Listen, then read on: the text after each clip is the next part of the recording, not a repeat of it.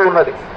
భద్రాచల క్షేత్రంలో వెలసినటువంటి రామచంద్రమూర్తి ఆయన స్వయం వ్యక్తమూర్తి.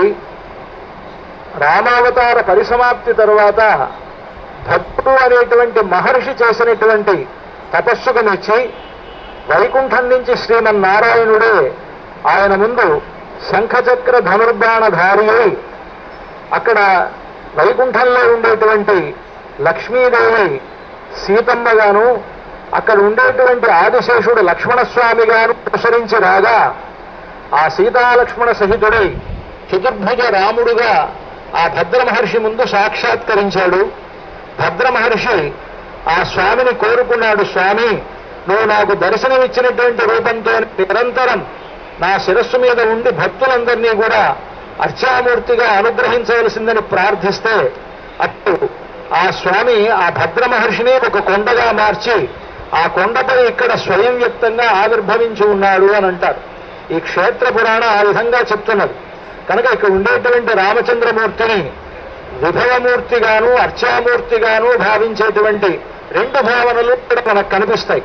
ఇలా అర్చామూర్తిగా ఉండేటువంటి స్వామి పాంచరాత్ర ఆగమ శాస్త్రాన్ని అనుసరించి అర్చామూర్తికి చెప్పవలసినటువంటి గోత్రములను ఇక్కడ స్వామికి ఇక్కడ వినిపిస్తారు.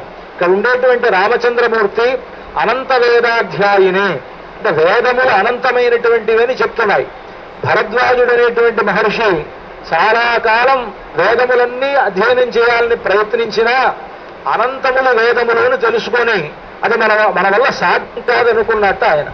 కనుక అలాంటి అనంత వేదం అనంత వేద ఆహా అని వేదములు అనంతములు, అటువంటి అనంత వేదాధ్యాయి భగవంతుడు రామచంద్రమూర్తి.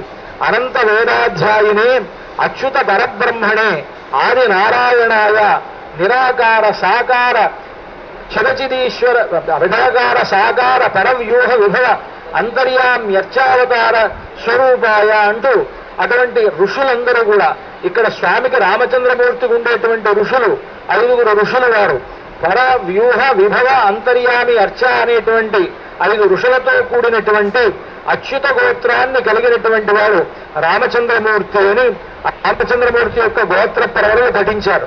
ఇక సీతమ్మ వారు కూడా ఆ రాముడికి తగినటువంటిదిగా ఉండాలి కదా, అందుకని సీతమ్మ వారి గోత్రం ఏమిటి అని అంటే ఆవిడ గోత్రం సౌభాగ్య గోత్రం అని అన్నారు.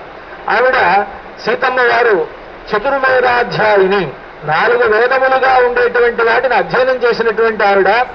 ఈవిడకు ఉండేటువంటి ఋషులు 3. చిదచిదీశ్వర త్రయా ఋషయ, చిత్తు అచిత్తు ఈశ్వరుడు అనేటువంటి తత్వములు ఏవైతే ఉన్నాయో ఆ తత్వములనే ఋషులుగా కలిగినటువంటి గోత్రం సౌభాగ్య గోత్రం. అటువంటి సౌభాగ్య గోత్రోద్భవి అయినటువంటి సీతా మహాలక్ష్మి ఇక్కడ వధువుగా ఉన్నది.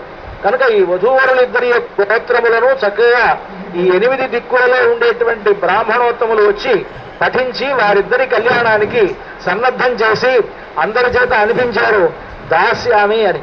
దాస్యామి అంటే మేమంతా కళ్యాణదాతలుగా ఉండి ఈ సీతమ్మ వారిని రామచంద్రమూర్తి